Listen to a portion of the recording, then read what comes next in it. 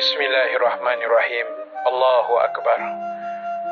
Satu perkara yang sangat diidam-idamkan oleh setiap di kalangan kita yang Islam dan beriman.